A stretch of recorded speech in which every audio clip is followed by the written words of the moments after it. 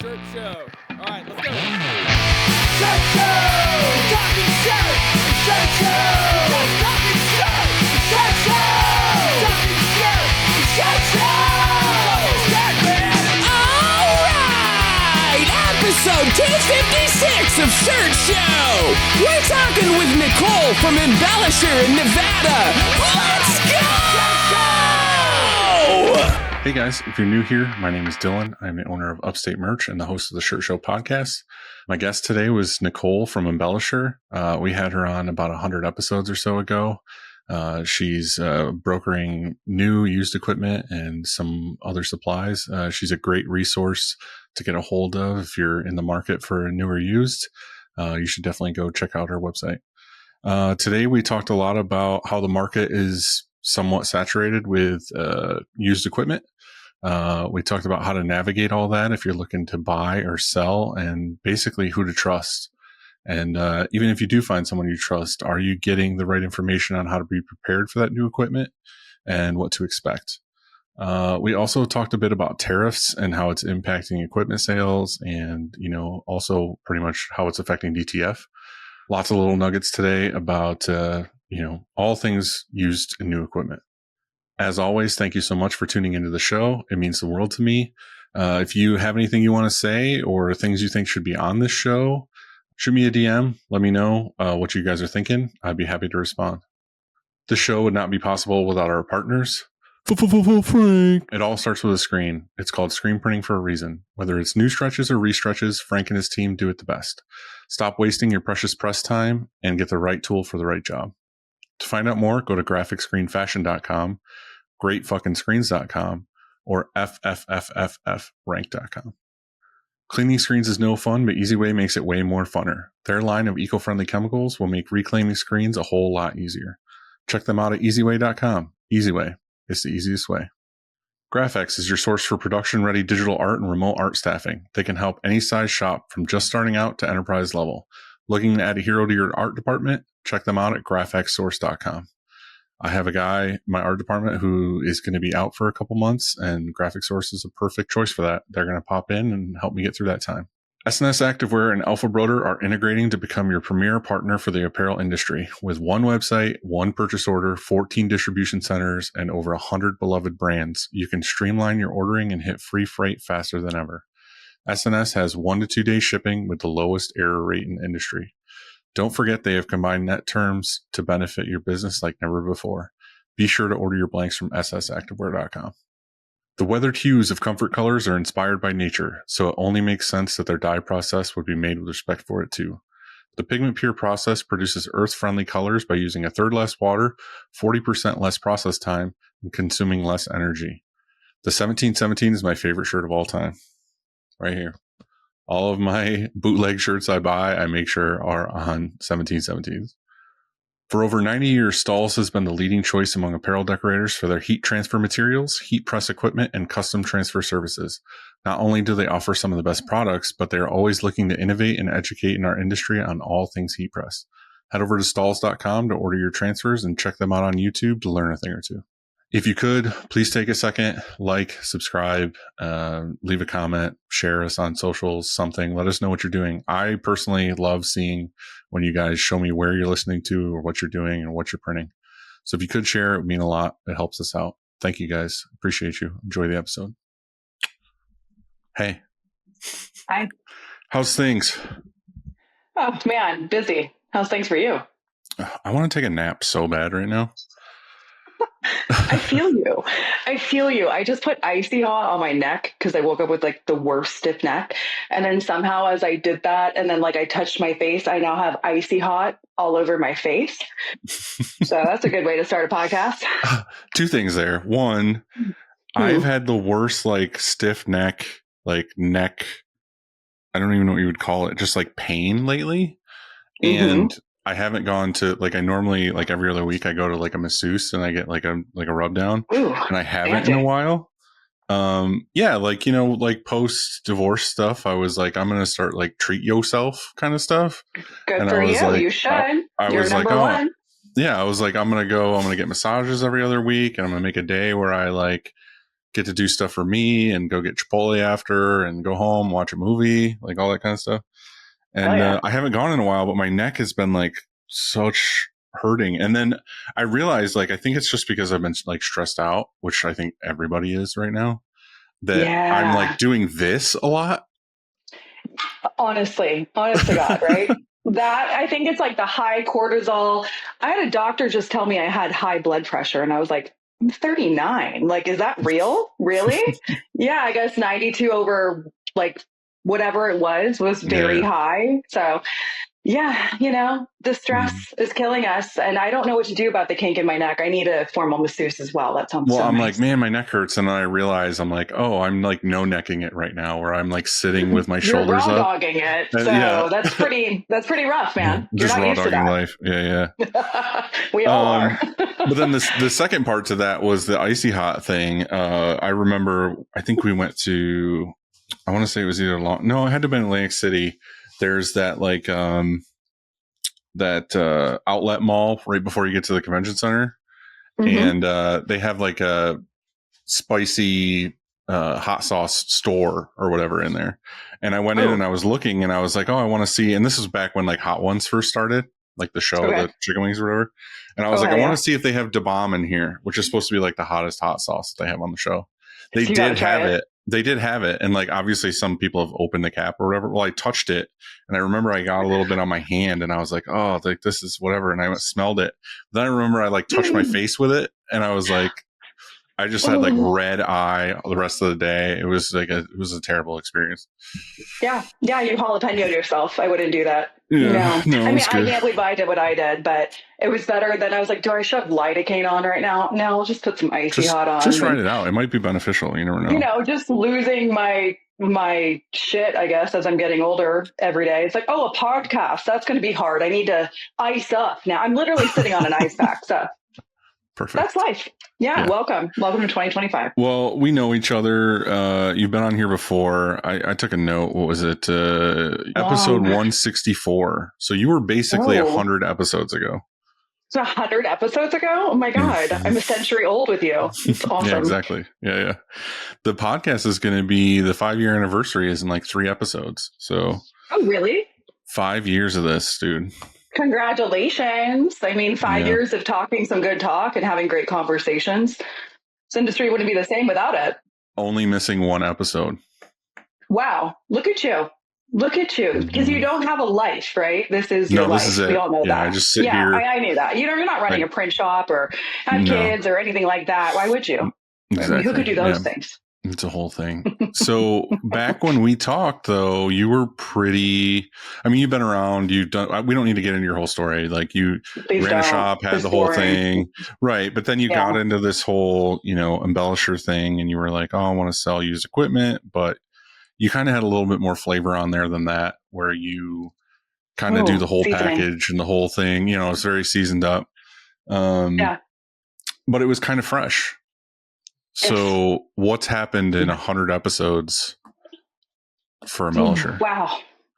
So much has happened since we last spoke. I mean, I was a baby in my infancy of this business that I had just started, and I'm pretty sure I was still by myself doing it, actually, or potentially just bringing on my husband to help, because I was finding myself busier and busier with the idea that people actually want to buy premium equipment. And man, the last 2 years has gone gangbusters. We've had a 900% growth rate since I started.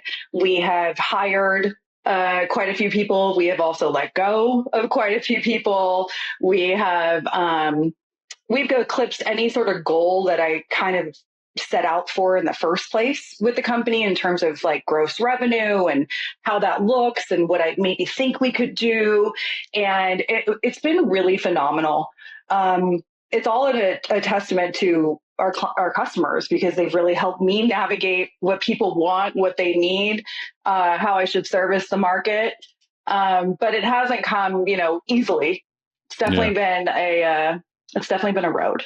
But, one of the things I think we talked about before, and I can't remember if this is on camera or off camera, and if you don't want to talk about it, we don't have to, but it seemed like in the beginning you kind of had to like fucking like fight your way into what it is you're doing now, kind of tooth and nail a little bit, because a lot of people are like, this isn't going to work, or you're, Mhm. you know, whatever. So how has that been for you? Because I feel like, and I'm not trying to toot your horn or anything, but I feel like almost every time I talk to somebody about used equipment, or they're going out of business, or they're doing this or that, there's two things that come up. One is it's going to be an auction or something, or it's, oh, Mhm. I talked to Nikki at Embellishr.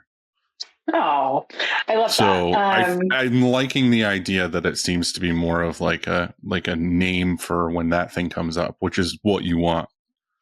Yeah, I think that we've worked really hard at creating a name brand in the industry, um, and I feel it. I feel like kind of the feedback from our clients that's what we've become. Truth be told, has it been easy with the vendors in the background? I think a lot of people smile in each other's faces and put on good shows. It's the same kind of bureaucracy bullshit, to be honest with Yeah. you. It's hard to be like widely accepted as someone that's selling a product that maybe a manufacturer would like to resell themselves that they Right. manufactured. So, we've had some really good partnerships that have transpired over the last couple of years that I'm super proud about. Companies like Saudi, they've just been phenomenal with us. Like, we sell new equipment too. That's been a huge change from who we started as, just pre-owned. So now we offer new equipment. We're offering supplies, inks from Monarch, GSF screens, all those things. So we're more of like a contender in just the everyday market, if and when you need. We don't pressure anybody at Embellishr, honestly. So that I think has been pretty cool. The funny thing is, I never really thought about this before, but it does make total sense for you to partner up with some of these distributors and whatnot, because they want to know that, say somebody goes out of business, or somebody's just done, or somebody wants to sell a piece of equipment and you take it. Like, if I was an equipment manufacturer, would want someone like you to handle it and get it into another shop's hands in a good way. Because how many times does someone just like be like, oh, I'm going to sell this, and then some random dude who's never printed with an auto before comes and tears it apart, throws it in a U-Haul, drives it across the states, goes to put it back Missing all of together, their and it's missing pieces. The fucking air hoses are all messed up. Like, this is messed up. And then they're just calling the M&R or Rock or whatever and being like, oh, this piece of shit, and blah, blah, blah, blah. legit. That's Like, how it's you're gone down for almost, years. what I think of is you're almost that guy or that girl in that, like a mafia movie or something, where they're like, oh, we call in the cleaning service, and they come in and they like mop up the blood, and they're coming out and whatever. And then it's done. Like, it's exactly what it should have been. It went from A to B cleanly. Yes. And this would be the third time someone has referenced me with the mafia in the last few years.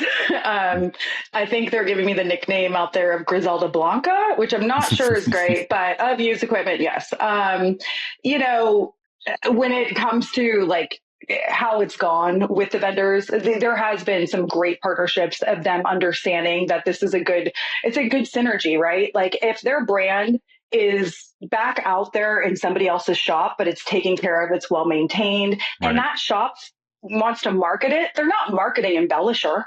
They don't say, hey, I just got this Embellishr press. They say, hey, I just got this M&R. I just got this Rock. I got this MHM. And they usually are tagging Rock or M&R or MHM. They're not coming back to us. But I think anything, like in show business, any publicity is good publicity, right? So when it comes to us, we try and provide a very neutral platform, but also mindful of the vendors and what they may feel and what they may think. So we're hopeful that through our growth and the way that we have kind of moved throughout the US and Canada and abroad now, they see us more as an ally for our mutual clientele. Yeah. And I think with you too is, the no news is good news kind of thing.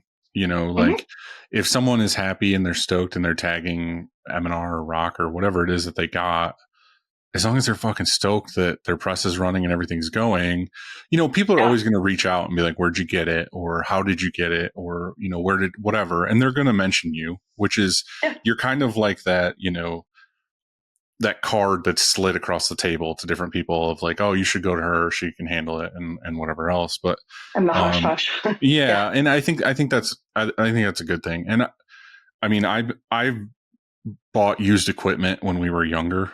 And then after that, I kind of was like, I'm never buying used equipment ever again because of the bad taste in I my mouth. promise I'll take care of you. I know you would. And I've reached out to you before about I this know. scenario.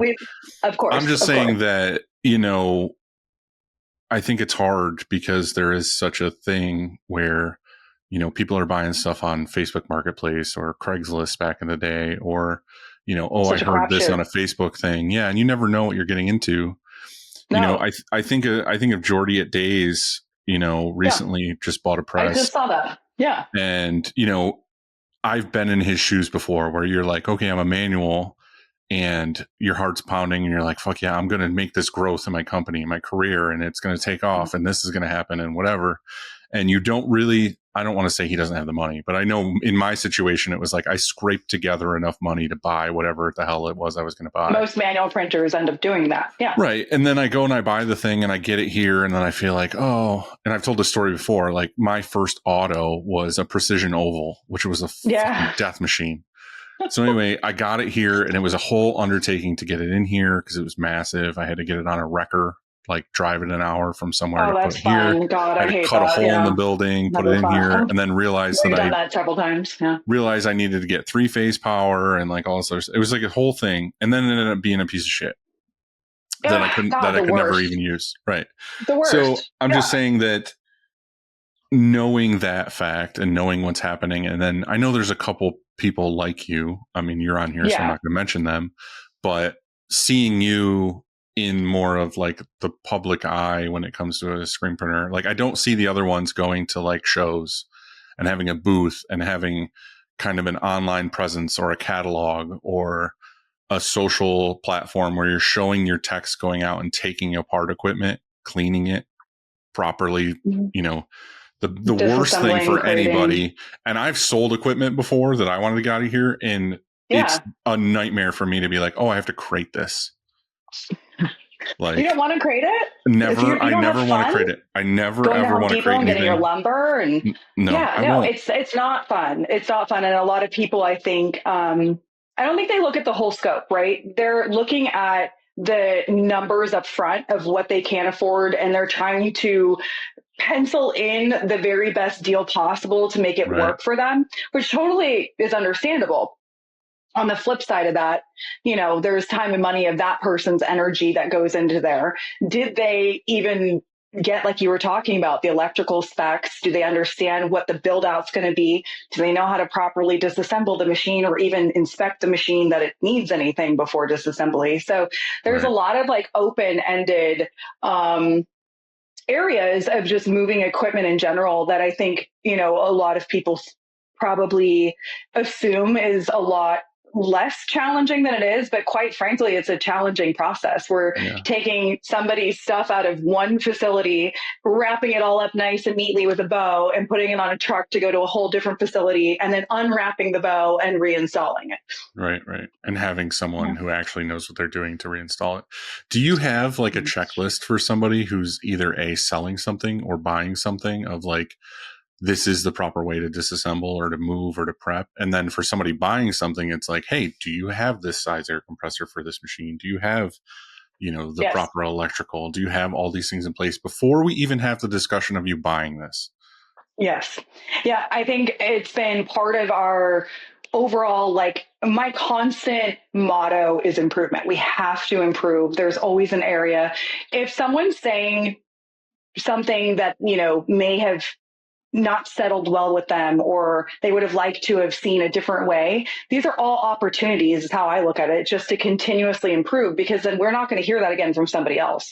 Right. So in the last 3 years of owning Embellishr, I've gone from just being little Nicole to making sure that we're really a full-fledged corporation that can handle and anticipate a buyer's needs and questions, and kind of go through, if you're on our website and you're looking at any sort of products in the first place, you're going to see that there's a whole list of product specs there. So you can right away know what kind of electrical you're going to need, amp wise, what kind of panel you should probably have in your facility. But then, we go steps further. We've developed processes like facility prep guidelines that really say, hey, here's how many dedicated drops you're going to need.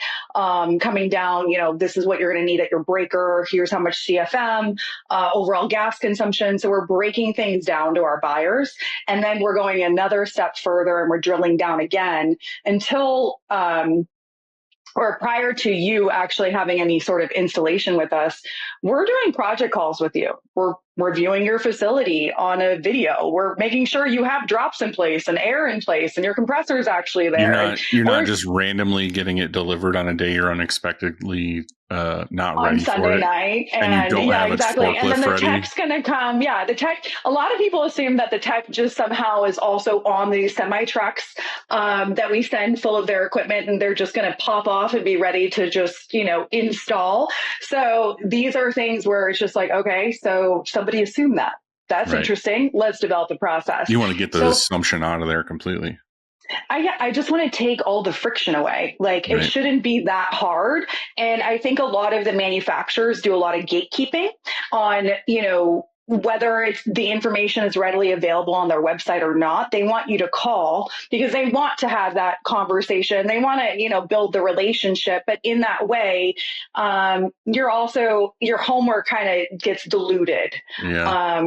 So, and I might be completely wrong on this, but I feel like I've been a part of this in certain scenarios where I feel like, and even as screen printers or even with Shirt Show or any of this other stuff, is like, one of these manufacturers makes a great checklist or makes all this information readily available and puts it on a website. I feel like their number one concern is like, well, the competitor is just going to take this exact same sheet that we put all the time and effort and work into, and then they're going to offer it. And it's like, who gives a fuck? Like, everyone should have this. Like, Thank you. Yeah. Like legit. I think that there's so much secrecy that, I know for a fact because I worked at some of these manufacturers and then I have to work with them in the background and, not talking bad on anyone, but everybody has their way of doing business. And a lot of it is not built on integrity. And I think the thing is that they don't realize, again, this goes back to like the poor DIY punk kid trying to get in a screen printing thing, is it's like internally, most of us are scared. Like, if you took all the mystery out of it and you took all the like guesswork and like risk for the most part out of it, you would sell more shit. Like if I could go to your site and feel comfortable, like, okay, I know I have this power. I know I have this room. I know I can fit it in here. I know the weight of the center section is not going to crash through my floor. Like I know all of these things. I would be like, hell yeah, I'm ready to buy. But like a lot of times it gets rid of the impulse buy or the me wanting to do it today because I'm scared and I don't know what I'm getting into. Like, I'm like, all right, I'm going to need 2 days to sit down and do the research and find out all this other stuff. It's like, if I just had this checklist of things that I knew I could do with this specific piece of equipment, I'd be way more apt to just be like, all right, cool. Like I'm going to go to the bank, figure out if I can get the money and I'm going to go buy this thing. You're ready to go. And I think that's really where us being more of a detail oriented, we're a broker, and we're a distributor. We're both at the same time, which is an interesting, I think we're probably the only one that's like this, to be frank. It's an interesting area to be in because, you're looking at things in two different ways. In terms of a broker, we're there and we're helping, support somebody else. We're representing them. And then on the other path where we're distributing, we're also, having to abide by, the rules of the vendors and things like that. Right. You're doing a lot of apologizing at that point. Oh man, I'm tired I'm of sorry, apologizing. I don't know where they're at. I don't apologize anymore. I just don't. It's out of my hands. It's out of my hands, exactly. But I do think that transparency is key. And I think the more that vendors kind of realize that, the easier it is, for us. We work with all the same financiers that any other vendor works with in the country. And I don't know that everybody knows that, but we have it on our website and we'll walk people through how easy it is to get financing. But on top of that, like we don't require too much for you to purchase from us. We require a reservation deposit that's refundable within 10 business days. So your 10 business day time is us mano a mano working on your financing. Is your electrical going to work for this package? Are you good to go? Okay, great. Final funds are due. Like, let's keep moving you forward. I'm not in the business of just taking people's money to take their money. I'm in the business of making sure that somebody is making a match made in heaven, basically. This is the right piece for them. They already know it, or they don't, and they want our guidance, and we're happy to help them with our guidance. You know, for me, I'm a screen printer. I'm truly a screen printer who just kind of like, I don't know, wafted into this in life in a weird way. And that's all we do is fucking waft into things. we're just wafting, right? And we're dust in the wind, guys. Listen, we are dust on this damn rock. Okay, this is a dust rock we are floating on. This is a quantum conversation that's not existing right now, so it doesn't matter. Don't mind me drinking this fucking gallon of iced tea while we're talking. I think you were drinking a gallon of iced tea 116 episodes ago or something. Seriously. So. Well, we kind of got a little bit of what you are and what you stand for and what's going on now. But one of the reasons, you know, Christina had the great idea to have you on this week. But as soon as you came up, I was like, oh, it's perfect because going back to what you said in the beginning is like business is booming. Like you've grown and you're doing a lot better than you thought. But I feel like that's also got a negative side to it as well, showing that a lot of people are selling their shit or going out of business or consolidating or whatever. So, and I'm seeing a ton because I'm in a bunch of text groups and a bunch of groups on Discord and whatever else, where every other day it's like, oh, are you guys bidding in this auction? Or are you in this auction? And it's like, who are all these massive shops that are just closing? I'm going to go into auction houses because they're paying a fucking shit ton for that. But anyway. Well, that's part of what I want to talk to you about is, you know, for the listeners and, you know, like the Geordies or whatever of being like, hey, I want to buy this piece of equipment. Now's the time for me to get into it, which is a whole nother thing is like, and I know you're going to be a little bit biased because it's your company or whatever, but like the reality is like, how dangerous is it to be just buying this used equipment from who knows anyone? What? Right. Oh, God. And I mean, the thing too, is it's kind of like, I don't know, like I feel if I had to buy something used, I wouldn't mind buying it from a company that, and this is sucky to say, but like from someone who just couldn't hack it and went under. Or was too much in debt and went under. Not necessarily they beat the shit out of their equipment and they were just horrible people and their business sucked. No, but a good come up is a good come up, right? And like we all know that stuff, and that happens. I mean, that's how I started figuring out maybe I should get into this. Is I bought used equipment years ago a bunch of times. Like right now, the way that the market is it's pretty saturated with used equipment, as you can see. With the way the economy has been, there has definitely been a shift in who is kind of going to stay on top and the other ones that are going to kind of go to the sideline right now. What I'm seeing a lot of that is really alarming are people who have come to us to run their free fair market value appraisals that take us a while to do for each seller that comes with their whole equipment list and all that. And they come to us and they have pretty substantial liens right now. And a lot of it's newer equipment too, with some heavy, heavy liens. And liens aren't just the amount that they paid for the equipment, by the way. We're talking their interest rate on top of that. They might have put a construction loan into that lien too, remodeling loan. So there's a lot of things that are associated with they need to go back and pay the bank off. So right, they do. But how do you know that they're going to go back and pay the bank off? So a lot of what I'm seeing right now is equipment that is for sale that is literally on known liens, but not being disclosed online. And so that's a huge red flag. Our company discloses that we're going to satisfy and take care of any liens that we find on any equipment. And we have the whole time.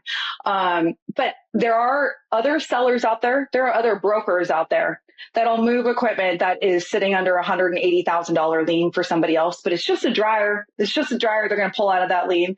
Well, unfortunately, even if you just pull out one piece, the entire balance becomes due. So you have to work with the bank. You have to actually work with the bank on buyout and then how the buyout structure goes. But does any of this, a lot of people aren't doing that. Is any of this affecting the end user though, the buyer, or is that all just between you and the person selling? No, so the banks will figure it out. Right now, because of the amount of shops that aren't paying, let's just say that they're not paying their bills on time all the time right now. So the banks are getting a lot more stringent on when they're going to come for repos, and they are repo happy at the moment. So are you saying that if I went out right now and bought this, like got this smoking deal on a dryer or whatever it was and bought it and had it installed and was using it, and 6 months from now a bank shows up or calls and is like, hey, there's a lien on this, we want to come repo it? Or you have to pay the lien, which means you've now paid double for the same thing that's sitting in your shop running today. So what's the way to protect yourself from that? Using Embellishr. This is where the bias comes in. listen though, I built this for a reason. Okay. Like, it's not an easy process and it's not glamorous by any means, which is why not a whole bunch of people do it. But of course, people are going to take advantage and sell their own equipment because they want to retain the full amount. A lot of time though, they're not sending that amount back to the bank. They're shutting down their lights. They're closing the dock doors. They're locking the door for the last time, and they're off into a sunset gone.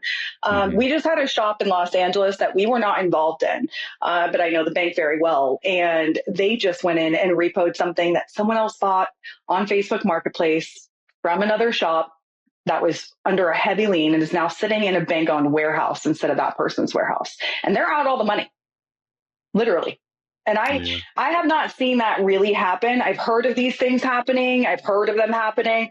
Personally speaking, I've been moving equipment now for 3 years. We've moved well over 400 machines, whether it's presses, dryers, embroidery, whatever, across the country. And it's starting to happen that way. I would be cautious. I'd be wary. I'd even work on, you can run your own UCC1 filing if you want and check the equipment. It's not easy. You need to pay for a program to do that, but you can. Or you come to people like us.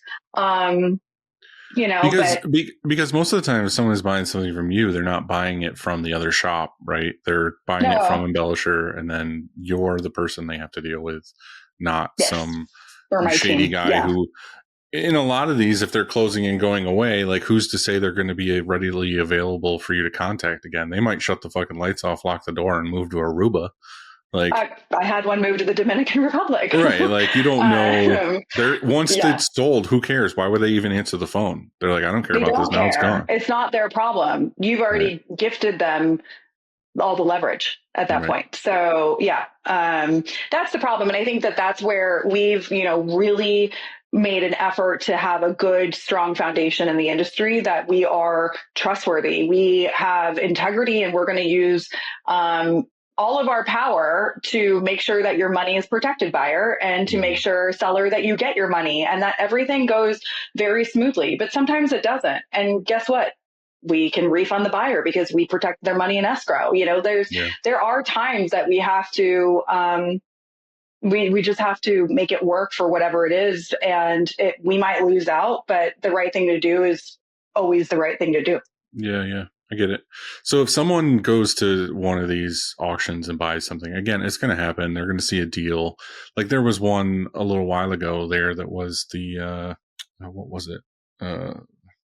Grunt Style or whatever that went out, and everyone went and bought all the equipment from that place. And it's like, there were some crazy deals. It was like, I bought a press for like, $5,000. $5,000.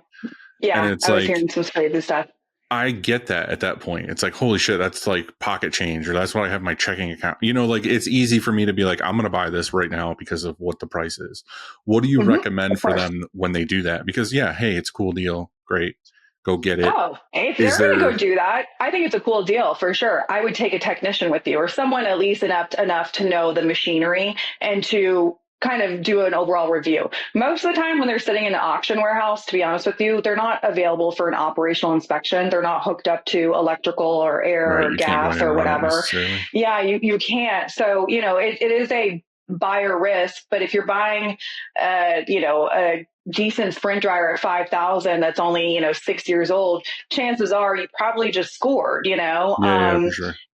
Yeah, like there are definite things like that pop up that are like awesome, but I would still caution someone, like if it's going through an auction warehouse, the auction warehouse is probably already dealing with a major bankruptcy for the liquidation that's happening, and so everything is going to be removed from UCC1 filings through the bankruptcy and the auction warehouse. So you don't have to worry about that there, but you are going to be paying prices are about 28% higher. Just based on the auctions fees in general. Right, So, right. But again, if you score, you score. Right, But like I that's would hell of take a deal. somebody You that can't knows something. you Yeah, can't argue that deal I all day wouldn't long. pass that It's up. like No, it's like no. I went out and bought a brand new Sprint 3000 split belt, whatever, and I know what I paid, and then I hear someone's like, "Oh, I just scored 2 3000s for like $5,000 a piece." I'm like, dude, Oof, it's a burn. It's a burn. yeah, that's a hell of a deal. It's a hell of a deal. Yes. Yeah. So, I mean, you as a former printer and whatever, I want to hear like what you think outside of Embellishr of like the market right now. We're not talking like I had Ross on the other day, and I could have asked him, or I could ask M&R or whatever, and ask them, and they're going to give me an answer that's like, "Oh, everything's great, and we're I'm going good, to give and you we're the fluff. chugging, and Oh, they're always great. they're It's the whatever." busy. Yeah. And again, like they might be. I'm just saying, like right now, what I'm seeing from a printer side and a friend side and whatever is, like you said, it seems like the market is super flooded with used stuff right now. It's almost like, why would you buy new equipment right now unless for some reason you're in a market that's fucking slamming and you have customers out the ass? Like, there's so much stuff out there now. Like, and again, it's sad to hear, but it's good in some ways of like a lot of shops are like, I'm done. I get calls all the time, and I'm not going to name any names. I get calls all the time from shops that are around the same size as mine or a little bit smaller or whatever that are just like, I'm done. Like, I'm so frustrated. And even I feel this way sometimes of like, I am just so sick of the grind of keeping it running. Like there was years pre-COVID where it was like, cool, everything flows awesome, everything's beautiful, whatever. And it's like, we were having a discussion on Discord this morning where it was just like, you can't tell what's going to happen tomorrow. And it's like every day I wake up and I'm like, what fucking landmine am I going to step on today? Or like, our sales going to come in this week. Next week might be slamming and be like, oh, some huge week. And then the week after, it's like crickets for a week. So a lot of shops are calling and being like, hey, I have a good amount of customers. I still love dealing with my customers, whatever. I'm just sick of the grind of running a print shop. Yeah. And you know what I would like to do? I would like to call Nikki and say, hey, sell my equipment. And I would like to take my laptop and go sit on a beach somewhere and still do the sales and send them to you, which I'm like, hey, hell yeah, dude. Sweet. Sell your shit. Like get out of business. To that beach. Right. Get like that drink. Send all your clients to me. That would rule. And again, like I'm happy. To me, I'm like, yeah, that sounds great because you're getting out of the headache. You still want sales. You'll still make money. You'll send the print to me. I'm happy to take the print jobs because I still want to print and so on. But I'm noticing that if I'm getting, 5-6 calls from other print shops, how many other print shops are getting similar calls from their friends being like, I want to consolidate in some way and I want to partner up and I want to sell my equipment off. And it's kind of like, what do you think of that whole scenario of what's going on right now? Well, I think there's like a huge sentiment in the industry to get lean right now. I think the economy has been challenging for all of our decorators out there, including for vendors. We kind of see it all across the board. Embellishr is born on the need that you need to get rid of equipment, right? So in that need is whether you're upgrading your equipment or you're going out of business or you're retiring or you've decided that you're just going to go all DTF, which I would not recommend right now. But we've seen every case lately. The cases are shifting a little bit more to the I'm tired, I can't do this anymore, I need out. So that has been definitely interesting. We also have a lot of startups, which I was not expecting right now. That's something I want to talk to you about. We can get to that in a minute. Keep going. Yeah. We'll skip that part. Yeah. And so, what I'm hearing the sentiment is people are done with contract. Contract is just a super huge drain. Unless you're a massive contract printer with the volume that this is your business. The idea of the supplemental contract in the business has been more challenging than not as of late, especially with the cost of labor. So we're seeing a lot of shops that are either deciding to stop contract and start their own retail brand, which I find really interesting. Like a lot of shops are starting their own retail stuff. They're marketing it. They're starting their own Shopifys for it. They're going to build out their lobby for that. And then you've got the other shops that are looking to get bought out. There is no perfect purchaser out there. There's a couple PEs that are out there that are looking to, gobble up a couple bigger shops, I would say, in strategic areas. But the mom and pops that are truly struggling, chances are they've been struggling for a lot longer than just right now. And the burnout effect has really taken its toll. So I just think that this is kind of a cyclical industry in that way. I think anyone I've ever talked to that's owned a shop has gotten burned out at some point. It's not easy. This isn't glamorous when you're running screen printing and embroidery in the background and customer deadlines and they can't send their POs on time. And I mean, it's just, it becomes a wear and tear. And then there's a race to the bottom in pricing because everything keeps going up and you're just trying to make ends meet now. So I think that people are making strategic decisions that are good. I think that if you should have taken it behind the barn and, shot it and been done with it, then do it. Because your gut will tell you. I think a lot of people wait too long, though. I do. I think the difficult thing with that, though, too, is like you said, the race to the bottom and pricing and stuff. And like when things are good and you get a quote from somebody or you get a project that someone's coming to you for, and it's like, what's the best you can do on this or whatever? And then you're like, right now, I haven't raised my prices at all with tariffs or any of these issues or whatever. And you're like, I have to be competitive on pricing. And then you do your thing and you send it to them. They're like, oh, I got it from so-and-so. They said they could do it for $800 cheaper. And you're like, who the fuck is this asshole that's just undercutting right now? It's like, I know you're hungry, but There's like always an asshole. You're on your way. You need to be taken out back and shot, like you said. Like, because technically I should be raising my prices right now. And I'm already feel like it's, on the competitive end. And it's like, and how sustainable is raising prices? Like, at what point does the threshold just become too much for the cost of entry for anyone to want T-shirts for their events and things like that? Well, it's anything right now. That's what I'm trying to say is like, the market that I'm in, the customers that I have, the struggle that I've had over the last 2 years has basically been, all these events or all these festivals or this and that and the other thing. 4 or 5 years ago, they would have been like, okay, this is just a round number. They would have been like, I need 10,000 shirts for this event or something. So the budgets were high. Yeah. So now they're like, hey, I need 4,000 shirts for this event because we're being ultra conservative and our budgets are lower. And the first thing to go when you're tight is a marketing budget. So they're like, okay, I need 4,000 of this. And it's like, all right, cool. Not only now am I doing, 50% of what I was doing before with these same people, but now they're like, well, also on top of that, we want it cheaper than we got it before too. And it's like, dude, what the, like, like, well, and then, there's tariffs now. So. Yeah. And it's like, okay, well, there's this, that, and the other thing.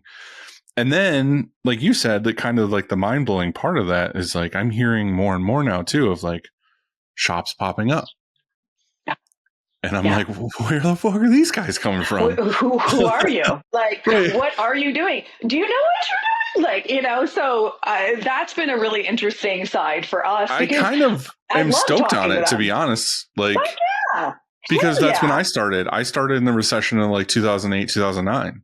But the thing is, when I started, I never thought of it. Like when I was starting up then, I never cared. I never thought of it. No, I was never like, oh, it's a recession of whatever. I was like, nah, dude, like I'm going to take an order this week and I'm going to have 2 orders next week and I'm going to have 4 orders the week after that. And it's like, you're just focused on forward progress. And I think that that's what I'm seeing right now. I'm seeing a lot of people that are like, I want to take a chance on myself. And they're tired. They've got the burnout of their own corporate jobs and stuff. So, we've got creatives that are all across everywhere around the globe that just don't know yet that this is where they're going to land in this industry. And so what we're finding is our phones ringing a whole lot more from people who are thinking about or have started a DTF online something, and now it's grown and they can't keep up with the volume of DTF. So they're actually looking at this press, and they never thought they would do that, and that's a lot of what's going on. So, when you have these other shops that are shutting down, a lot of them, and no disrespect to anybody, but a lot of them were semi mismanaged in the first place. And a lot of people don't track their metrics and their numbers. And as you know, I'm a huge stickler about saying, your payroll COGS. I don't just say that for frivolous shit. I say that because that's your bottom line. That's your fucking efficiency and profitability right there in front of you. Like if you're just sitting in the red all the time, and you could sit in the red for years. It's not illegal to lose money every day. It's not illegal to do that. So people can just keep doing that. It's really, it's just really interesting right now to see people who have done it too long. And well, it's a lot easier to lose money when things are normal and like orders just come. You know what I mean? Like I've almost never before all this thought there's not going to be an order tomorrow. You know what I mean? It's a lot easier to rob Peter to pay Paul when you can rob Peter pretty easily. Of course. But when you don't know where the next Paul is coming from, that's where we're running into those issues. So, when you look at M&R or Rock or anybody else, or even MHM, who's, making their boutique resurgence right now, it's, you ask anybody and they're always going to be, we're doing great. We're super busy. Customers are buying constantly. I would say that customers are busy. I would say I'm seeing our customer base in the US and Canada are actually very busy at this moment, which is really great to see. I want that for everybody.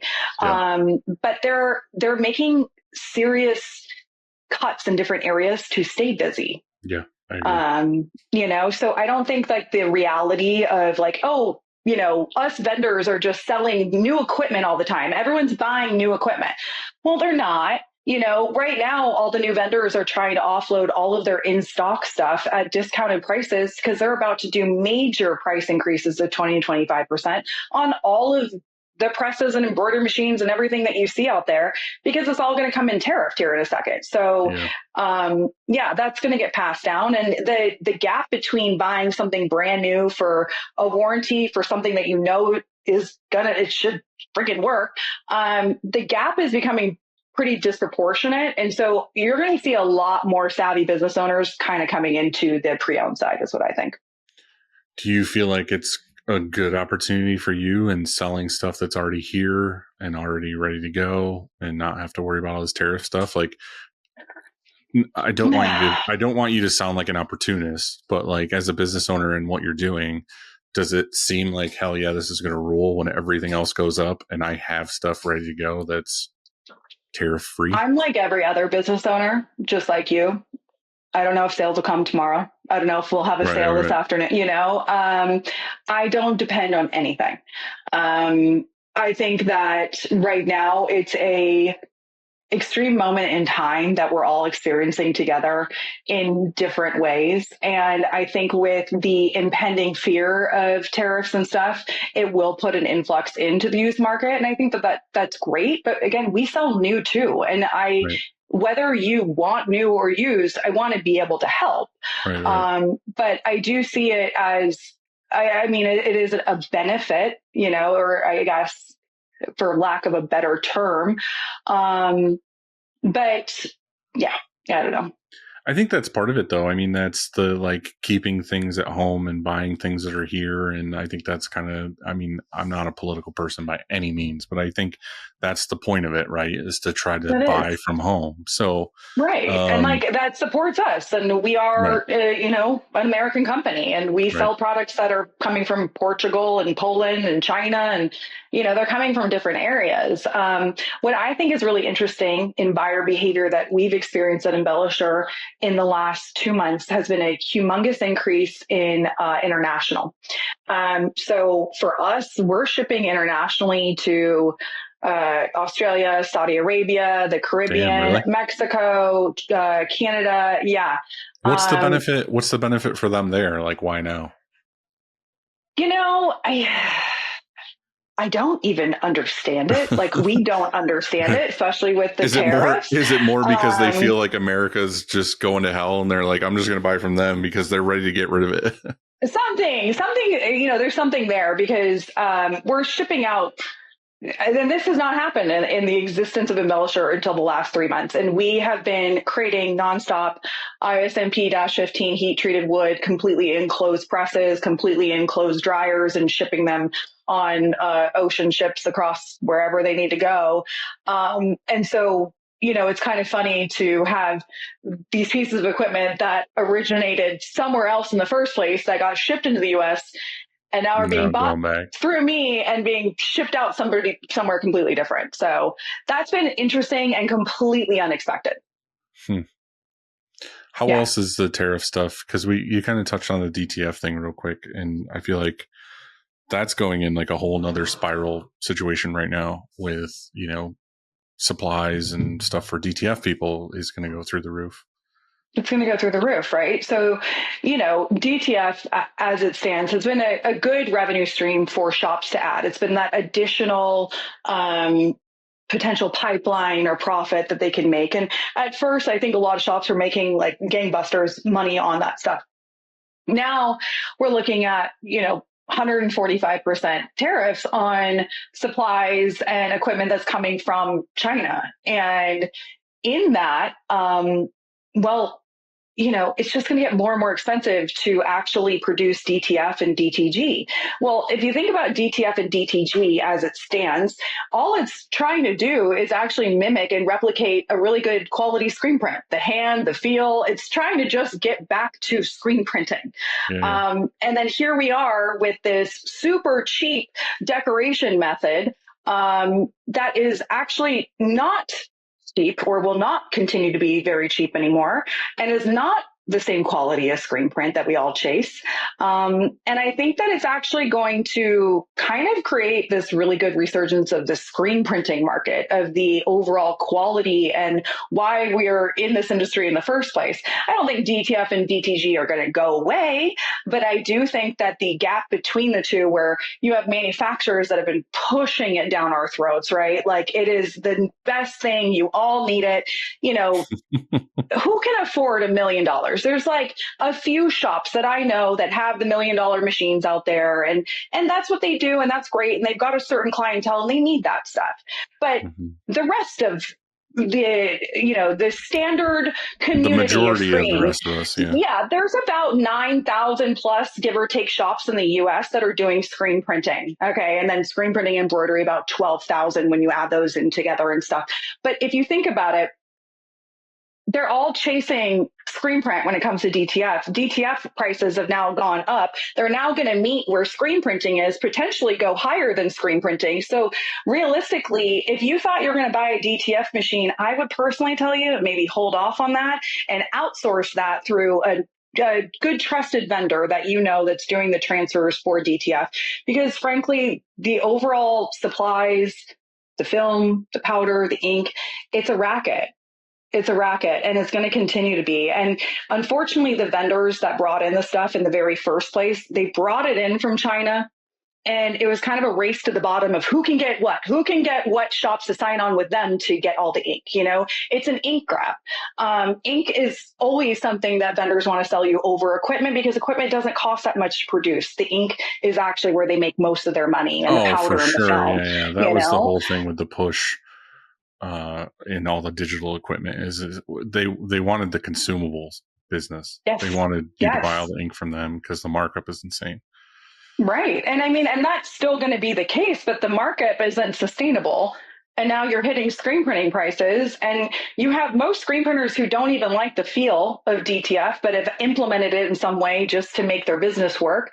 Now you're going to kind of see where that pendulum shifts back to screen printing, I think, which is on our side, I love. Are there any other tariff things involved in what you're doing, or is that just mostly? Stuff? Just new stuff, I would say, like, moving equipment across Canada and the US. We just kind of stopped doing that.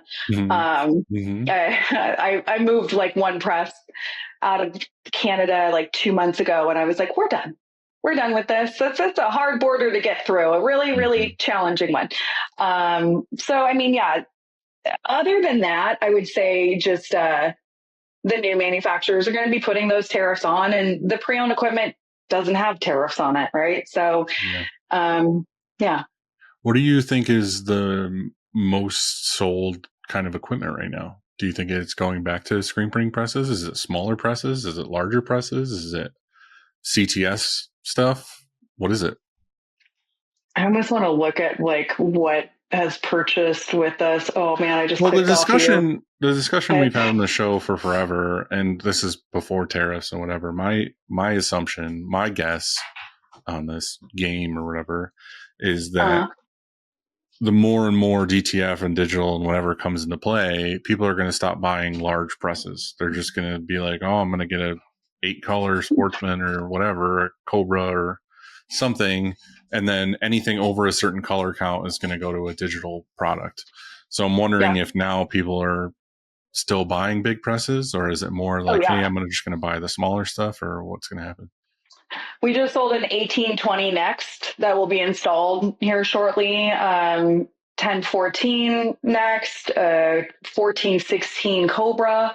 I don't know why I like the big configurations, and I love that people come to me for them. I absolutely love it. Please keep coming. But it's so hard for me, Dylan, because for us, like, we're just selling it all in that way. Or the funny part is like, hunting for people, like, especially after talking to you just now about all these things I wasn't realizing, that's going on and going into this, is like, I feel like, again, this proves my point of, it's like we're in fucking bizarro land. Like I thought 6 months ago is opposite now. 6 months ago, everyone was like, oh, invest in DTF or buy a machine and this and this. And now it's like, oh, don't buy one because this is going to be 10 times the price it was before. And then it's like, all right, well, I mean, don't quote me, right? No, like, I'm not saying you specifically. I'm just saying, I don't want to piss off anybody, but no, I'm just saying in general, what the consensus of what's happening is, it's so random and all over the place. Like, you don't know. I don't know what to say, because I feel like there's so much used stuff coming into play. And like we were talking about, people going out of business and this, but like, I had a whole discussion on the show recently about just don't buy anything right now and ride out your team and be lean and mean until there's a little bit of a light at the end of the tunnel. Interesting. Like, we actually are busier than we've ever been at Embellishr. Which is crazy. We're having record stuff, and it's not all used. We just sold a brand new rock. We're rocked. We just sold a brand new M&R. Do you know what markets these companies are in that are booming right now? Yes, I do. Mostly retail. Almost all retail when I'm thinking about the booming guys at the moment. Yeah. Retail seems to be a thing. I was talking to a shop this morning in Utah. They're a really, a really good shop. And they were just kind of saying that, for them, contract printing has been something where they've got a couple presses and it's just not supplementing like it used to. They're just finding that the profit isn't there in it. And so the press isn't spinning, and their press isn't spinning anymore, yet they have multiple presses, but this one that they dedicated to it isn't doing it. And so they're going to flip into their own branding. And in that, they're going to sell this press that's sitting all the time. And they're going to invest in their new lobby and their new branding of what they're going to do, which I'm like, okay, so you're not getting out of screen printing. You're not, shutting down. You're pivoting. Yeah. Mm-hmm. And there's a lot of that. Like, there's a lot of zig and zag right now. I'm just confused all around. Like, I don't know. I get on here and I do shirt show stuff, and I hear stories from everybody every week, and I'm just like, dude. And that's why, like, when I got on here with you today, like the morning I had, like, I know owners are going to understand, and you understand because you've been there before too. It's like I get up in the morning and I'm like, yeah, I'm eager to get to work. I get to work and I'm like, I'm going to hit my inbox. I start hitting my Oh. inbox and I get to an email that's like, oh, I got to handle this thing. I get on the phone and then I'm on the phone for 2 hours or whatever about a thing. And then this other thing comes up and this other thing comes up and you're just like, oh, my day's kind of going to shit. And then you're trying to figure out what's tomorrow going to look like, what's next week going to look like. And, it's just hard to navigate. And I don't know what the best way to go about anything is. And,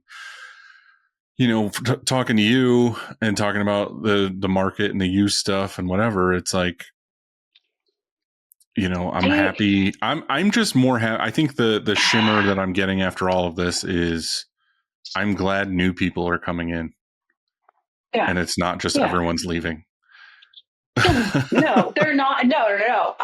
No. My phone doesn't stop ringing, Dylan, and it's not just sale. Like I want to sell it. Like a lot of it's like, hey, I mean, I've got one guy right now that's like, hey, I'm going to buy a new oval from you, but I just need to get my electrical going. Well, an oval is not just a cheap press. That's a pretty price tag, So that's a beefy thing.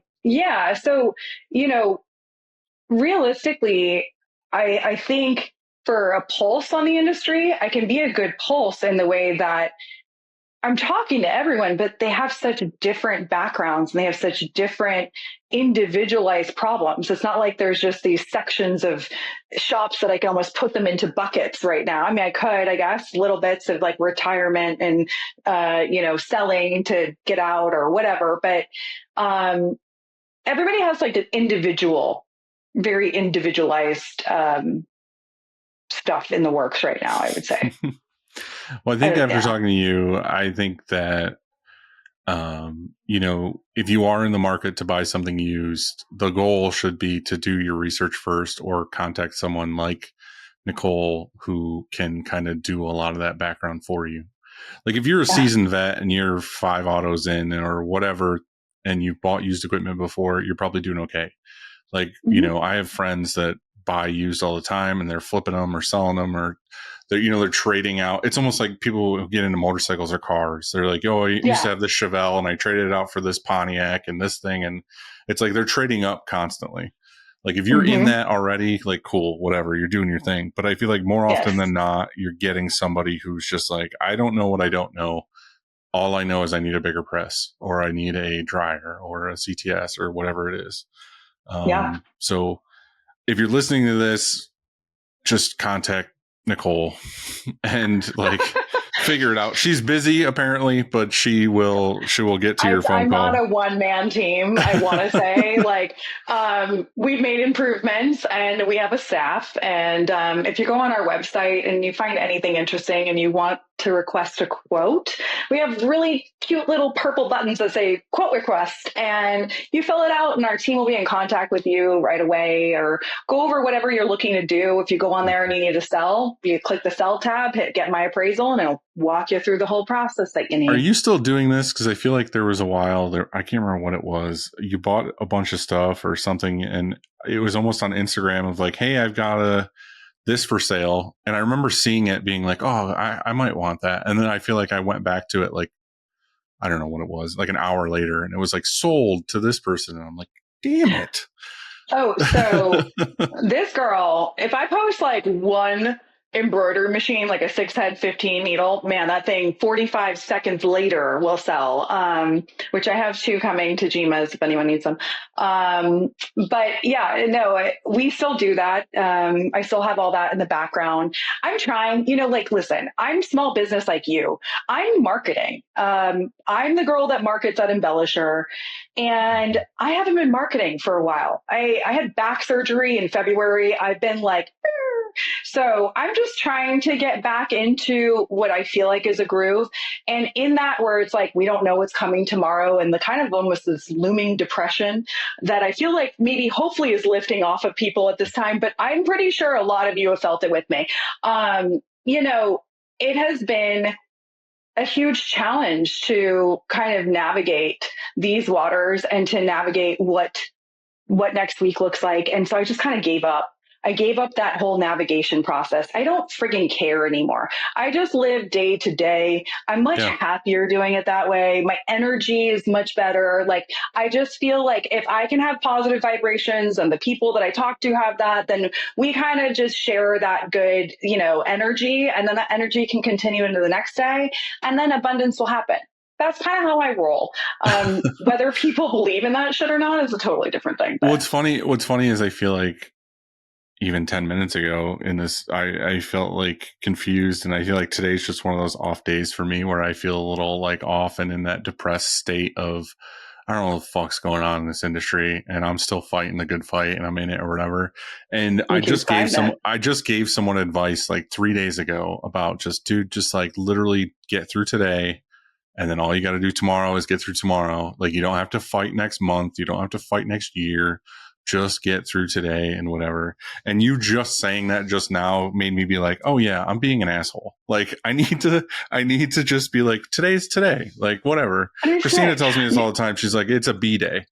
Like, you'll have an A day tomorrow. Maybe you'll have a C day the other day. Like, today I'm just having a B day. Like, it's not perfect, but everything is chaos. And everything is chaos. And so if you just learn to exist in the chaos, then it doesn't even feel chaotic. And you're like, well, yeah, of course that truck just showed up damaged. Like there's just things like that are so far out of your control that you just have to sit back sometimes and go, okay, I do the best I can. I run a solid business. I'm a good business owner. I treat my employees well. If this customer's pissed or they didn't answer their email in 45 minutes, just relax, because we're all trying our best. So that is my personal life advice. I think the moral of the story with this whole episode has been, shit's weird right now. Do your homework, do your research, or contact somebody who knows more than you do. And don't be afraid. Don't be afraid. Like, if you do your research and you still have questions, reach out to the manufacturer, reach out to a vendor like us, reach out to your neighbor in the industry. I think knowledge is power, and a lot of people keep the power to themselves, and everybody should just, if we can share, we'd be so much more abundant. Yeah, I agree. That's what this whole thing's for, is just share all this shit, because it's stupid that we're all fighting and reinventing the wheel all the time. And it's dumb. It's so dumb. It doesn't need to happen. No, I think, the good news is screen printing is not going anywhere anytime soon. So if anybody has fears of it for tomorrow, where the orders are going to come from, I think that it's good to figure out, talk to your neighbor. If you want to collaborate and go into partnership with someone, these are the good times to figure that stuff out. Yeah. They really are. I really believe in that, in all honesty. I've been, again, toying with that idea with some of these people that call me, and I'm trying to pursue that, where it's like, yeah, I would love to figure this out. And the biggest thing I want them to know is, like, let's make a partnership, not a real business partnership, but I just mean like a handshake. We're going to work together on this thing. Let's figure out a way to make it work for each other. I don't want to just give you a pricing chart and be like, it's either this or nothing. Like, I'd rather be like, how is this going to work for both of us? Let's just make it happen, because I would like your work. You would like to keep doing what you're doing, and let's just partner up. Or, hey, you want to, I want to sub out embroidery. I found a great place to sub it out to. I'm going to go that route instead of buying a machine or whatever it is. So this is that time. This is that time in sales with your customers, sales 101, in that way that you have to really reach out. You have to do your homework with that person. You have to hear them. You have to listen to them and collaborate with them. People aren't just handing money out for free. They're not just going to make a deposit. They're not just going to pay for that t-shirt order. They want more right now. And so it does take a higher level of operations, or just kind of aptitude, to make it all happen. But if you can kind of template how to make that happen, how to connect with that customer on a different level than you have before, reframe what you think has been worked in the past, because what worked in the past may not work today. Which is funny too, because I saw a thing the other day and I posted it on the Shirt Show stories or whatever. It was some philosophical bullshit podcast or something. And they were saying that in the future, they're seeing that now that AI is just such an open tool and everybody's using it to create these emails and these whatever, which I'm totally guilty of right now too. Like, you know, We all making all, yeah, everybody is. But the It problem makes our is lives it's going easier. to be such a common thing with everybody now that nobody wants to hear it. So the thing is like we're all thinking, oh, cool, finally I have this tool to like get me to do these like more often newsletters or more often blogs, or I'm going to send perfectly curated emails to all my Perfect new clients for process, and outbound. They're saying that basically what's no going one's to come reading. back is the door to door or the face to face. It And has it's to. like, Nobody's reading. I can tell you from my own business right now, you know, we have to send out very specific, like you need to get an 8,000 pound rated forklift with 8-foot fork extensions to offload the space of this press. You can't do it with 5. You can't do it with 6. We already know that. So don't fuck right. around. So we send out all of this information, and we are finding that even in how explicit or these PDFs that we've like They're not curated reading to it. make, no one's reading shit. Please open the email and read it. But like, you know, I can't talk to everybody. So, so now it's like, okay, Nicole, this is a pattern. It's a pattern that keeps happening. It's popping up. So how do we combat it? How do we make sure our customers aren't sitting there asking us the same 4 questions over and over that we answered in the very first email with the PDF? So now I'm on to creating videos with infographics and like a full like stream flow of like from reservation to how this is going to go for you. Like, you know, like actually like here's a 30-second video. Can your stand handle that, please? It's almost like you need to get on the phone or email them and be like, hey, I'm going to email you a checklist real quick. Print it off and then call me back. I got a Zoom meeting with you at 1:30. And then you do this where they have a checklist and you have a checklist and you're like, okay, step 1, did you get this forklift with these extensions? And they're like, yes. And they check it off. They're like, and then you go through the next one. Yeah. DocuSigns, all that. Like I've had to literally now just rely on DocuSign. Like, will you DocuSign XYZ, which initialed in these areas that you saw that this was needed, you know? Yeah. So yes, it's the touch point now. It's the touch point of picking up the call for our project manager and being like, hey, I'm about to send you a really important email. I need you to review. But the AI, I think, like, I mean, I'm guilty of it too. It's too much input. We're all overstimulated as it is. When I get home, which I walk, 40 feet back to my house from my container office, but like when I get home at night from the container, I don't really want more input on my phone, but it's natural. We're all scrolling. We're all doomsday in this like horrible way, right? So, trying to talk to a doomsday scroller is basically what all of our goals are now. what's really funny, but also really sad is I'm a cinephile. Like I love movies. I watch a lot of movies. And then when I'm not watching movies on like lunch breaks or breakfast or whatever, I'm watching YouTube videos about the director or the actors commentating or talking about movies or whatever. Well, anyway, there was a thing the other day, and this is a real thing that like Hollywood and whatever film studios are thinking about. And it's super sad, where they are making films now where they are almost describing or putting in the people's names in spots that it's unnecessary, but they're doing it because they know the person watching the movie at home is on their phone scrolling. So they'll be like, they're like, oh, hey, Tim, are you going over to that area or whatever? So that the person who's on their phone knows what's happening without looking at the TV. I mean, the level of where we're going with marketing is, chips and brain. I know, like, but think about put a that. chip Like, in your brain. I'm not that person. I am the person where I am like quiet, like don't fucking talk to me. Like I want to watch this movie. Don't bother me, but if whatever. They say Dylan. Right. But then I'm right next to someone who's just scrolling on their phone while they're watching the movie. And they're like, well, what happened with that person? Or what, who's this lady or whatever? And it's like, now they're making it like subliminally in the movie of like, Tammy said that you're going to walk over to this thing or we're going to go to this or whatever. And it's like, why the fuck did they just describe where they were going and what they were doing? Like I'm watching it, but now you're realizing they're doing that because people aren't looking up. They're scrolling Instagram or they're doing something else while the movie is playing. The amount of multitasking that we can do, especially as women, is astronomical when it comes to sitting on the phone, slacking on my computer, also receiving an email, looking at that email, looking at freight trucks. I'm also seeing that Bravo Housewives is on right now. My son just came home. I'm talking to him, getting him a sandwich. Like, it doesn't But what I'm stop. saying is So this movie market is catering to that, and they're making it now where you're still going to watch a movie in that chaos because you can understand it while you're doing the other things. oh God. Not just for us who want to watch a fucking movie and shut everything else off. It's just too much. It's too much. Yes.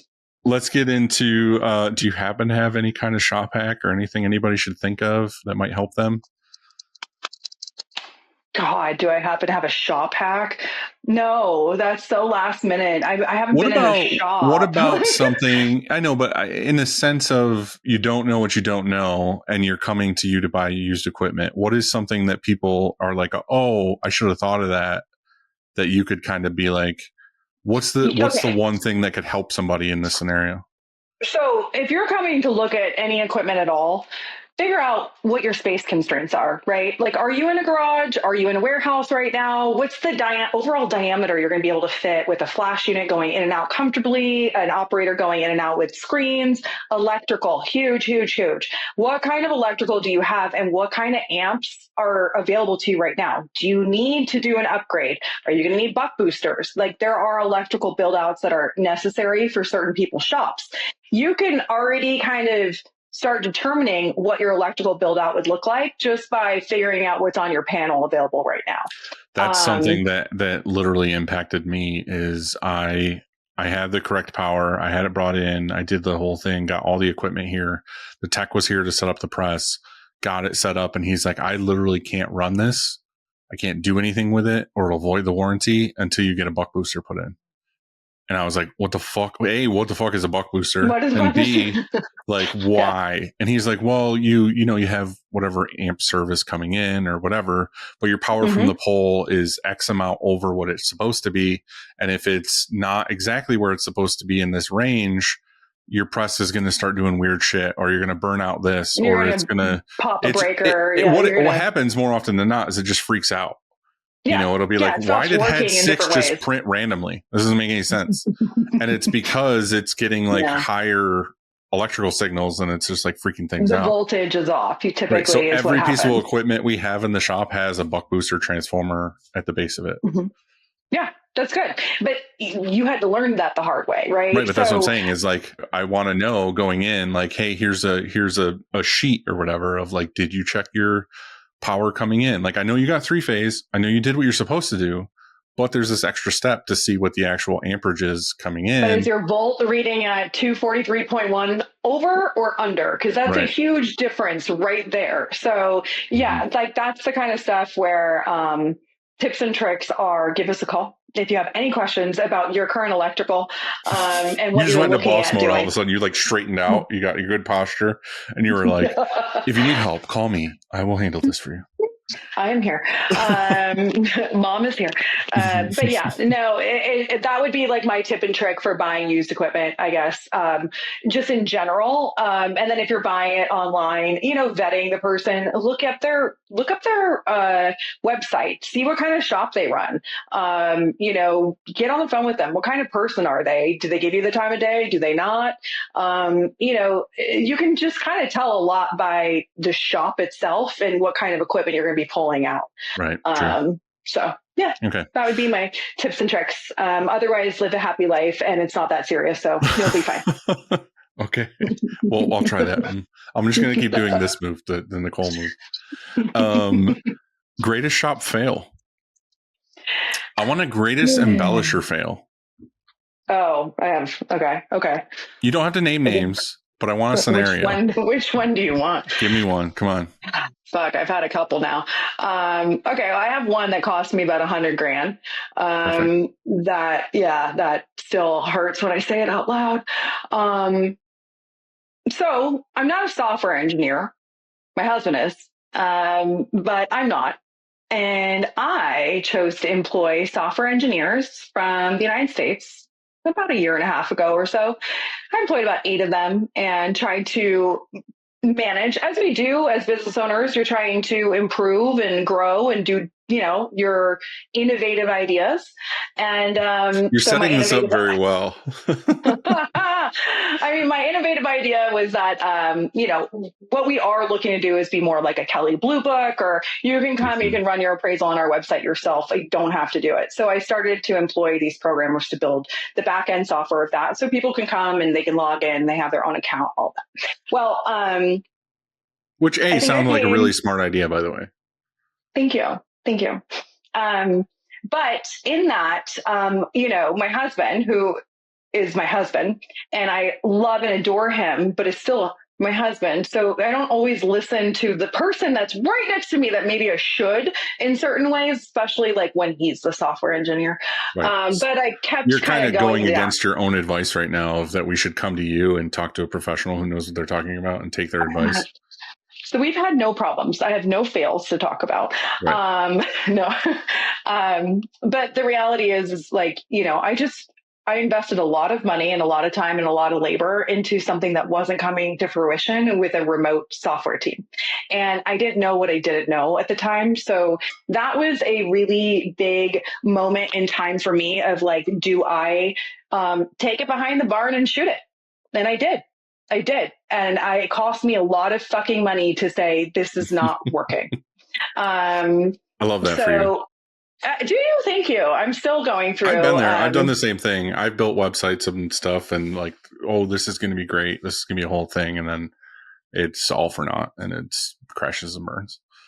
Or, I mean, just hiring, we've had that. And, you have all these ups and downs as you're growing and you're a startup, and everything for us is remote. Team is remote. People are remote. So it's been a learning curve. I know you lost money and you took it out back and shot it and all this other stuff, but like what happened with it? I mean, it's still a great idea. Like it would be really beneficial for you. Is there no way to get that?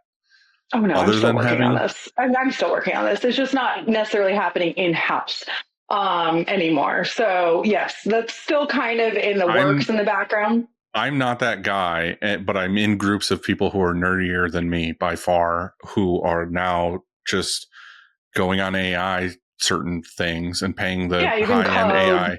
They're like, hey, code me a website that does X. And it just goes bleep, dee, bart, bloop. And then here's like a really rough version of it. And they're like, okay, I really like this, but tweak this. And then by 3 days in, they've got a really well-functioning thing. Yes, like maybe that's your next thing is like you spend $2,000 on an AI thing. Yes. And you're like, hey, make me this website where I can take the price of this and it'll tell you the Kelly Blue Book price of a. I just think that like when it comes to software, I should probably listen to my husband. It's kind of what my personal failure of learning was. I'm the CEO of Embellishr, and he owns part of the company. That you're playing with right now? It is. It's just a habit. It's a bad habit. In meetings, I cannot help it. It smells like pineapple Dole Whip. So this is super off track, but my daughter was really into making slime for a really long time, and she wanted to start a business selling slime on like Etsy or something. And I bought like all these supplies all the time, and she was making a ton of it, so it was like all over my place. And she just all of a sudden stopped doing it, like kids do. But I love the fact that you're her customer right now. Like you're that kind of person who's just fucking playing with slime at their desk. Dude, this shit is like legit. Like if I start another business, it is going to be a nail salon and a slime place. Okay. Slime kitchen or something.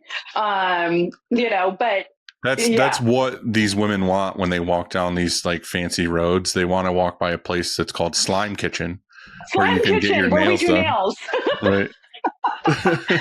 I actually just bought my son's turning 8 this weekend, and I can't believe it because I'm 4'11". I've got an 8-year-old now that's like right here, and it doesn't make sense to me that I'm as tall as second graders. So that's happening.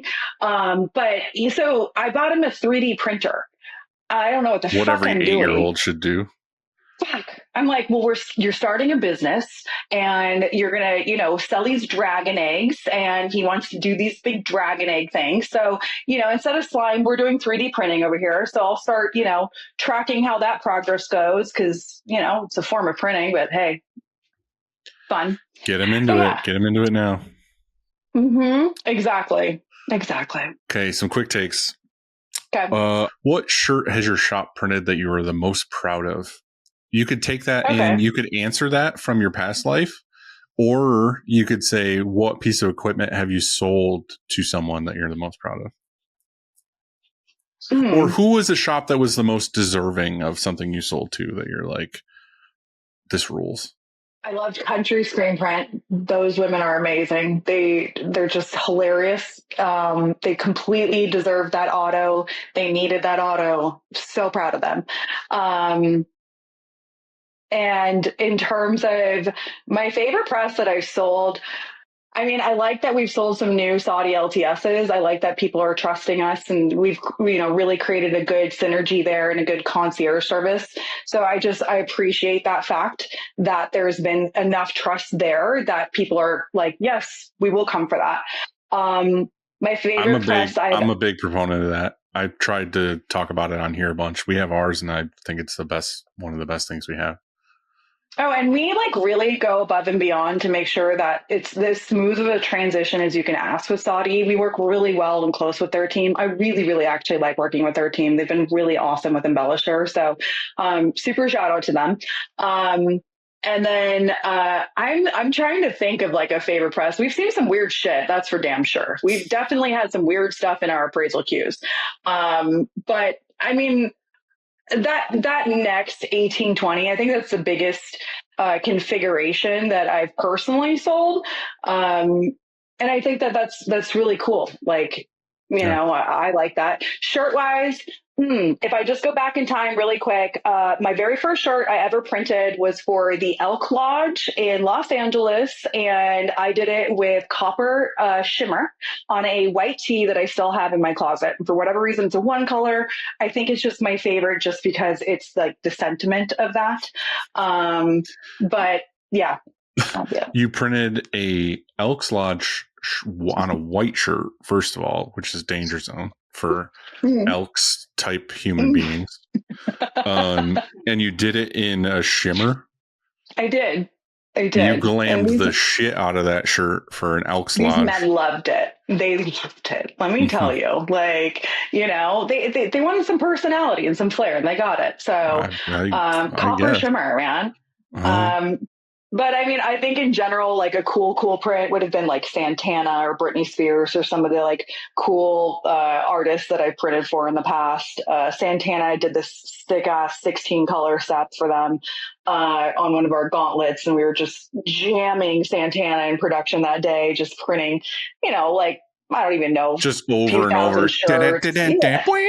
Like over and over again all day Change long. your evil ways, So, Perfect. yeah. So yeah, Okay. there's a press, there's that, and there's that. All right. Another Embellishr question this would work for. If you could snap your fingers and change one major thing about your business, what would it be? Have that appraisal system that you tried to pay money for? Yeah. I mean, the appraisal system would be great. Also, just the overall, I think the reputation of Embellishr has been getting better and better, and I'm really pleased with it. I think if I could snap my fingers, I'm serious. As someone who knows you and knows what you're doing, I am hearing really good things in rumblings about what you guys are doing. I'm not just saying that because you're sitting in front of me virtually. I think you guys are doing. Don't lie to my face. I think you are doing a great job at what you're doing, and don't stop. That's all I'm saying. Thank you. Thanks, Ellen. No, I appreciate it. And if I could snap my fingers, I would just provide a little bit more credibility to what we do. I think, sometimes we get talked to in the youth market, or kind of the behavior can be a little demeaning sometimes. So just kind of changing the perception of who we are, what we do, and what we service, and that it's still, it's no different than if you go to buy something brand new, really, and how the process and the treatment is. I think with the way that you guys are and this is just from my perspective, with being out in front of people's faces. And it's not like when I think used stuff, a lot of times I'm thinking of like an old, like going to an antique mall or like a used cars place where it's like in somebody's dingy ass garage, and the only way you can find out about them is by seeing their ad on a diner placemat. It's not you at shows with a great setup and display and being there to talk to them and having a modern approach with being on socials and showing what's for sale and what's coming up and this and this. So I think that's doing a lot of really good favors for you. I think that the more you do that stuff, I know you were saying you kind of haven't in a while because of back stuff and whatever. I think that if you really get back into that, the look is going to be, especially for new and upcoming people, is like, oh, this is the other option other than buying brand new, is going this route, not necessarily Craigslist or Facebook Marketplace or whatever. No, yes. And we will be displaying at Printing United. You can find us there, and ISS Long Beach. We'll be at all the next trade shows coming up. Right. I'm pretty sure those are the next ones. We're not doing Fort Worth. Sorry. Yeah, I do love Fort Worth, but I feel like over the last couple of years, I've been there like 6 times. Yeah, for different things. No, it's a good market, but we're doing like the major ones. I think that makes sense to us. Yeah, for sure. And just kind of keeping that going. And I really do think that as this year progresses, one of my big goals at Embellishr is to launch. I'm going to say this. I'm going to screw myself, but we are working on software again, in a different way though. So don't worry, it won't be a fail. We're working on a workflow optimization software for, garment decoration. And so whether you're screen print or embroidery or DTF or DTG, we're working on a software that will really, I believe, help implement a lot of those what ifs and unknowns that shop owners don't know how to track in terms of metrics, in terms of dwell times on press, in terms of dwell times in press setups, if people need training, if so-and-so needs to maybe be replaced, if a press, maybe you need to get another press. You guys are so busy. There's recommendations in this software. So it's something that'll plug into the back end of Printavo, Deco Network, Shopworks, and the like, to just kind of optimize your overall production workflow instead of just the overall workflow of an order just coming in from the PO and just going back out, but really on like a very specific and detail-oriented process. Oh yeah. So get after it. You're never stopping. You're all over the place. All right. My last and favorite question that I recently added. You're the first one in a long time. Top 4 favorite movies of all time. Okay. So Top Gun. Which one? The first one or the second one? All right. I like the second one, but the first one just gets me. 100%, look, I'm a fighter jet shipping container girl. Like it's just a weird fucking thing. So Top Gun, Casino for sure. Dumb and Dumber. You're speaking in era right now, not necessarily movies. Oh, what do you mean? Are these not movies? They're very much movies. I'm just saying that I'm wearing a Heat shirt, so we're in the same family right now with our. Yeah. That feel, that nostalgia, that time. Yes, that time. And then so we got probably, Top Gun, Casino, Dumb and Dumber. Which, God, I'm gonna have to watch different Casino vibe. Fucking love. Agree. Okay, and then all time probably people are gonna laugh at this. Weekend at Bernie's. I fucking love Weekend at Bernie's. So hands down, that's it. That's who she is right here in a nutshell. They're really close. Top Gun and Weekend at Bernie's are within the same vein. I mean, come on. Listen, I watched Top Gun last Saturday and I went straight into Weekend at Bernie's. So these are easy Saturday nights for me with a bottle of wine. Perfect. I love it. And you probably weren't even watching it. You were scrolling and you were talking to your son and you were doing this other thing. And yeah, exactly. And I was helping a client unload some, who knows? I get it. Well, Nikki, I appreciate you doing this with me. It's always great to hear from you. You're somebody in that space, like I said, that I respect and appreciate is doing the right thing, in my opinion. And it's hard when I have people on the show that own a business that it seems like it could be like, oh, you know, like an ad for you basically the whole time. Oh, But yeah, no. that's not it. And it's kind of like, I just appreciate what you're doing. And you had the knowledge to tell me some things I didn't know today. So Well, I appreciate you having me. And like, this morning, I have to say, I had to reflect on the fact that I'm on Shirt Show again. And I think 3 years ago, I was like, these Shirt Show guys are so cool. And I didn't really know you yet. And then you did it and you were like, they're not as much as they're not that great. So I'm going to do the rest of these podcasts now. No. Right. Perfect. No, I appreciate it. Just reflection wise, like, it's cool to know that there's an episode 2 of Embellishr and how much we have grown. There should be. Yeah. Oh, yeah. Well, I'll talk to you on episode 353. I can't wait. We'll see where you're at. Cannot wait. All right. Okay. Sounds Appreciate good, man. you. Thank you. All right. See you.